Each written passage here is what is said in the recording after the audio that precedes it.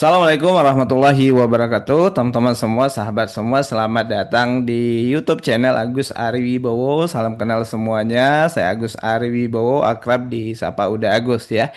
Di YouTube ini insya Allah kita akan membahas tema cinta, ya, ta'aruf, pranikah, pernikahan, parenting, dan juga tema-tema menarik lainnya.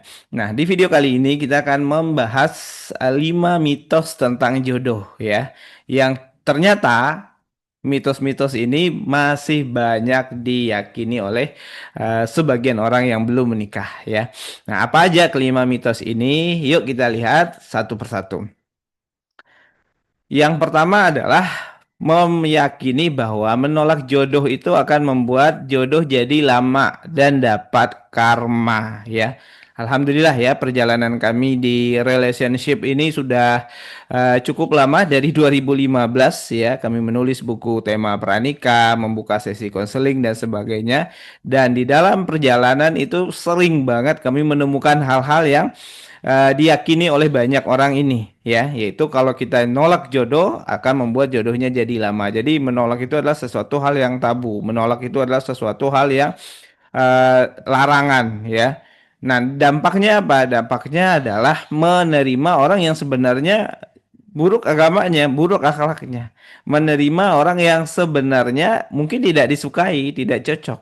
Tetapi karena dari diri si calonnya atau biasanya dari keluarganya ya, meyakini bahwa kalau sudah menolak seseorang itu nanti akan jodohnya lama. Ya, kalau menolak seseorang, jodohnya apa akan mendapatkan karma. Nah, apakah ini benar? Tentu jelas tidak, teman-teman semua. Ya, bahkan kalau kita melihat ya di dalam kisah para sahabat ya, Salman Al Farisi misalnya itu pernah melamar seorang muslimah ya, seorang akhwat di masanya ya. Salman Al Farisi ini kita tahu sahabat yang soleh, pejuang Islam, dan juga akhlaknya tentunya bagus ya, melamar seorang wanita dan ternyata wanita itu menolak. Nah, di sini kita bisa lihat ya bahwa menolak laki-laki yang soleh saja boleh gitu ya. Karena di masa itu nggak ada teguran gitu, tidak ada peringatan dari Rasulullah yang bilang, "Woi, jangan tolak, nanti kalau nolak jodoh jadi lama." Nggak ada Rasul bilang gitu. Ya, nanti kalau nolak jadi karma, nggak ada. Ya.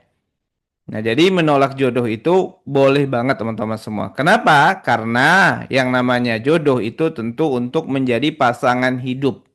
Pasangan dalam perjalanan hidup. Nah, harapannya ya hidupnya lama, panjang ya, sehat gitu ya, panjang usia dan juga sehat fisiknya. Misalnya anggaplah sampai umur 70 atau 80 tahun ya. Berarti ketika teman-teman memilih jodoh artinya memilih orang yang akan menjadi teman bagi Anda selama kurang lebih ya mungkin 60 tahun ke depan ya. Kalau hari ini mungkin usia Anda di usia 20-an misalnya ya. Kalau hari ini Anda usianya 30-an dan ya kita doakan sampai usia 80 bahkan lebih ya dalam kondisi sehat, ya berarti Anda nyari pasangan hidup, teman hidup untuk jangka waktu 50 tahun lebih.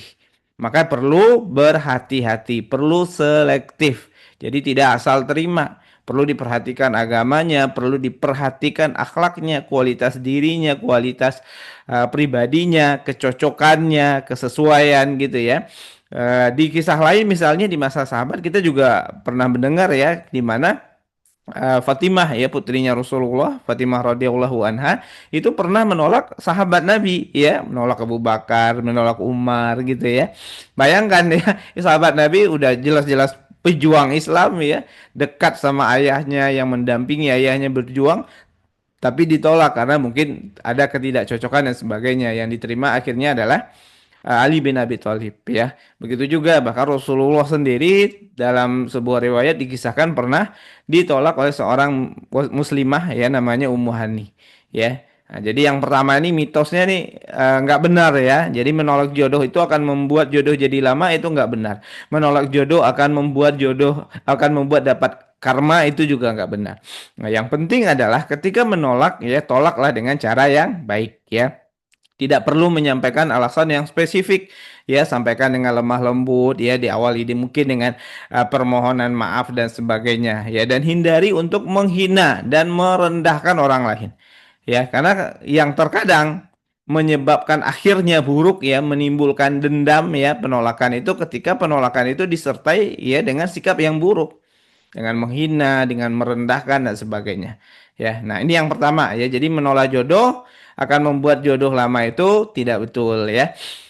Lalu selanjutnya adalah tanda jodoh itu kalau ketemu di mimpi ya. Jadi kalau nggak ketemu di mimpi berarti nggak jodoh. Jadi kalau mengukur ya apakah seseorang berjodoh dengannya atau tidak, dia biasanya mungkin sholat istikharah ya. Setelah sholat istikharah ya nyari-nyari jawaban di mimpi ya. Nah ini juga mitos ya, juga keliru. Jadi tanda jodoh itu tidak ketemu di mimpi, tapi tanda jodoh itu sebenarnya adalah keputusan dari teman-teman sendiri. Ketika teman-teman menjalani proses berkenalan ya dengan seseorang ya, entah itu menjalani ta'aruf atau mungkin Anda berpacaran, yang nonton video ini ada yang mungkin masih pacaran atau mungkin dijodohkan dan sebagainya ya. Nah, di dalam proses itu tentu teman-teman melihat, menilai calonnya. Lalu pada akhirnya mengukur dengan harapan kira-kira nih orang yang berkenalan dengan teman-teman yang menjadi pacar Anda mungkin ya. Kalau saya sih menyarankan tidak pacaran ya, atau orangnya jodohkan. Ini sesuai nggak dengan kriteria Anda? Sesuai nggak dengan harapan Anda? Ya. Apa indikator-indikator dalam memutuskan jodoh yang Anda miliki ya? Setiap orang kan beda-beda. Ada orang yang indikator utamanya agama, akhlak, tapi lain sisi ada juga orang yang indikator utamanya adalah kegantengan, ya, kecantikan, ya. Ada juga orang yang indikator utamanya adalah keturunan, harta, materi dan sebagainya. Kalau Islam tentu menyarankan ya utamakan akhlaknya, agamanya. Meskipun di dalam Islam sendiri tidak melarang ketika teman-teman menjadikan kegantengan atau kecantikan, ya karena lagi-lagi ganteng cantik itu kan relatif ya. Itu sebagai salah satu pertimbangan boleh. Nah, jadi ketika teman-teman menjalani proses dengan seseorang, berkenalan dengan seseorang, lalu dicek ya kira-kira ini orang sesuai nggak nih dengan harapan, dengan kriteria yang diharapkan, dengan indikator-indikator jodoh yang dimiliki. Nah, sehingga pada akhirnya teman-teman memutuskan apakah akan menikah dengannya atau tidak, gitu ya. Jadi tanda itu sebenarnya bukan hal-hal eh, yang lucu-lucu ya, ketemu di mimpi. Bahkan dulu saya pernah ada orang yang katanya setelah sholat istikharah gitu ya melihat tanda-tanda alam ya. Lalu melakukan cocok logi gitu. Misalnya kalau ada hujan, oh berarti ini jawabannya iya. Atau kalau misalnya ada burung terbang berdua, ya kayaknya itu cocok tuh jodoh, melambangkan ya jawaban istikharahnya. Dan tentu ini adalah hal-hal yang belum tentu kebenarannya ya. Nah, sekarang kita masuk ke mitos yang ketiga ya. Nah, mitos yang ketiga adalah jodoh jangan terlalu pilih-pilih ya, nanti makin susah. Nah, ini juga mitos ya, sehingga pada akhirnya orang jadi tidak selektif ya di dalam memilih jodoh ya. Saya selalu ibaratkan ketika kita mau beli makanan aja, kita pilih-pilih ya, jangankan makanan ya, beli hal yang remeh-temeh lah ya. Apa misalnya ya, Anda mau beli keset aja Anda pilih ya. Anda mau beli keset yang 30-10 ribu ya. Kalau saya biasanya saya pilih juga gitu kan, yang bagus jahitannya dan sebagainya ya. Anda mau beli ikan asin Anda pilih gitu. Anda mau beli pakaian Anda pilih ya.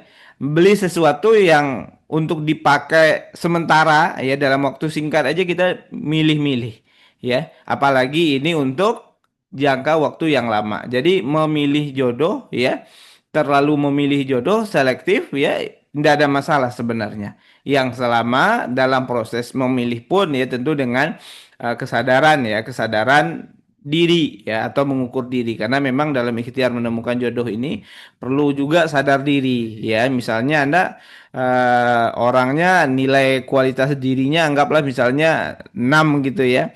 Anda mau mendapatkan orang yang kualitas dirinya di segala hal dinilai 9 atau 10, itu kan tidak sadar diri juga. Ya, jadi memilih-milih, pilih-pilih dalam artian ya sesuai dengan mengukur diri itu nggak ada masalah. Ya misalnya Anda memilih yang sholatnya benar, yang sholatnya nggak bolong-bolong gitu ya. Sholatnya yang bagus, sholat tahajudnya dan sebagainya. Ya silakan kalau misalnya teman-teman sendiri juga memiliki kepantasan untuk hal tersebut.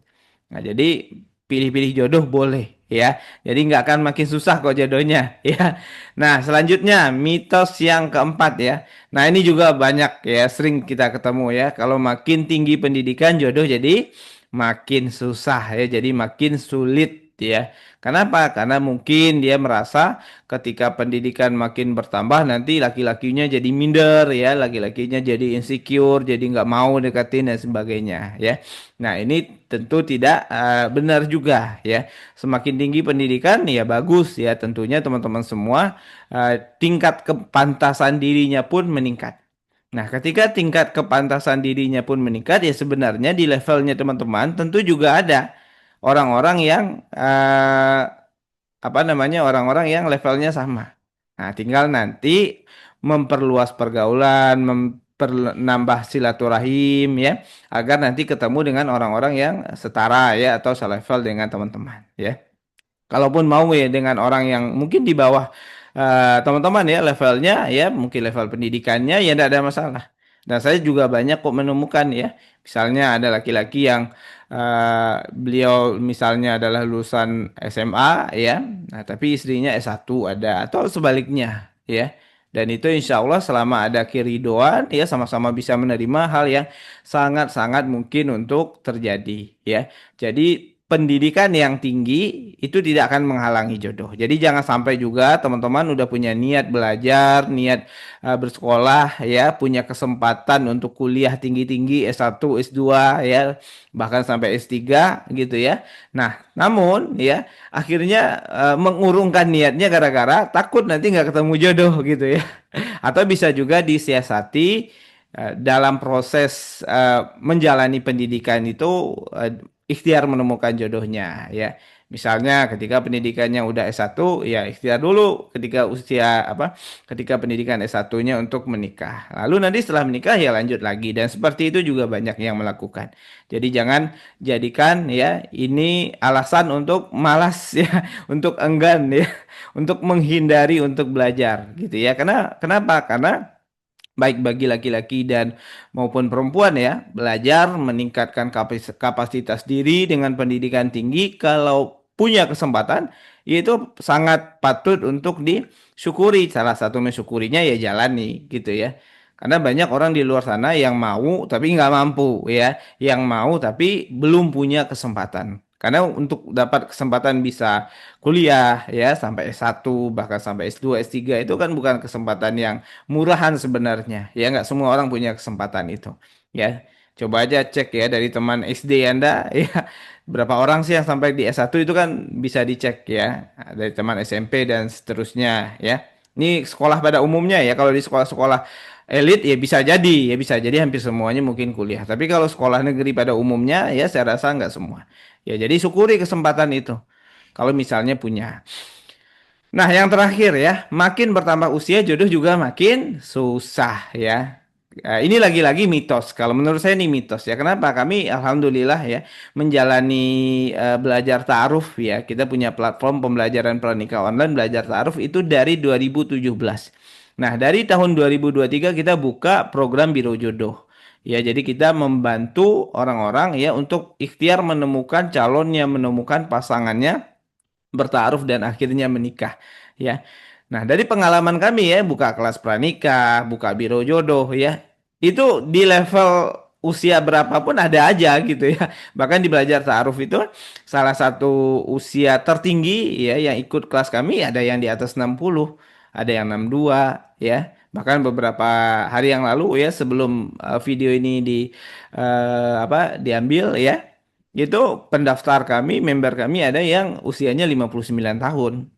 Ya, usia 52 gitu ya, usia 40, 30 ya lumayan lah gitu ya. Dan kami mendampingi proses taaruf dari berbagai jenjang usia ya. Ada yang usia 30 kami dampingi taarufnya, ada yang usia 40 dan sebagainya. Artinya apa? Artinya setiap level usia itu insya Allah ada jodohnya. Ya, jadi makin tambah usia jodohnya makin susah juga. Ya enggak juga. Kenapa? Karena di usia dia sekarang, ya di usia tersebut, ya tentu ada banyak orang-orang juga yang sebenarnya yang belum nikah, ya. Kalaupun dia sudah pernah statusnya sudah pernah menikah biasanya ada yang dia udah duda ya atau janda gitu ya dan ikhtiar mencari jodoh lagi ya. Jadi intinya di setiap level usia itu ada orang-orang yang ikhtiar menemukan jodohnya dan butuh untuk menemukan jodohnya ya. Nah, ini dia 5 mitos jodoh yang masih banyak dipahami. Hati-hati. Kenapa kok hati-hati? Karena ketika kita keliru ya atau memahami hal yang keliru, dampaknya adalah ketindakan kita juga keliru. Misalnya Anda memahami bahwa menolak jodoh akan membuat jodoh makin lama. Ya, dampaknya apa? Dampaknya Anda akan asal terima orang. Ya, padahal orang itu Anda nggak suka. Padahal mungkin orang itu agamanya buruk, akhlaknya juga jelek gitu ya. Tanda jodoh ketemu di mimpi ya. Anda ketemu di mimpi ya langsung ada yakin ini jodoh padahal Anda belum kenal itu akhlaknya, agamanya dan sebagainya.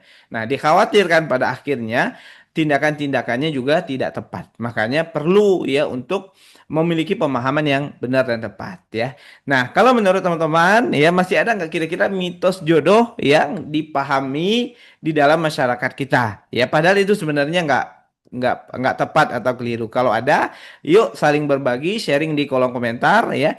Tulis di kolom komentarnya dan nanti ya bagi komentar-komentar terbaik insya Allah akan mendapatkan hadiah ya. Nanti dalam beberapa waktu saya akan lihat ya yang suka komen ya di beberapa video dan sebagainya, kita akan kasih hadiah. Hadiahnya apa? Nah, ini buku ya. Ini adalah buku terbaru saya ya. Bisa jadi buku terbaru saya ini atau buku saya yang lain ya. Ini judulnya Siapa Tepat di Akad ya. Ini juga ada ya di link di bawah kalau mau beli juga bisa ya. Mungkin itu aja teman-teman semua. Terima kasih. Assalamualaikum warahmatullahi wabarakatuh.